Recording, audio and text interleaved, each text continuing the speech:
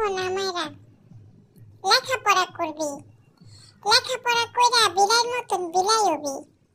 যদি ঠিক মতন লেখাপড়া করস তাহলে ভালো চাকরি পাবি, লাখ লাখ টাকা বেতন পাবি, আর ওই টাকা দিয়া যে কোনো বেরামদের ক্যাট ফুড কিনা খাইতে পারবি।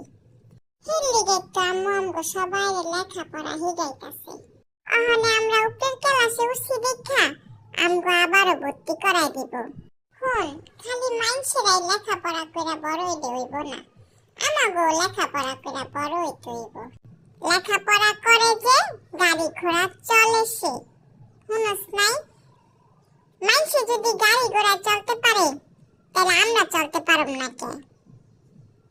বান দিয়ে পোলা পান দিয়ে দুধ খাওয়াইতাছে আর আমার সব কথা হইয়া হইয়া শুনতাছে। হন, তুই চিন্তা করিস না, তুই যে গাড়ি কিনবি আমি তোরে গাড়ি চালাই না হিগা মনে।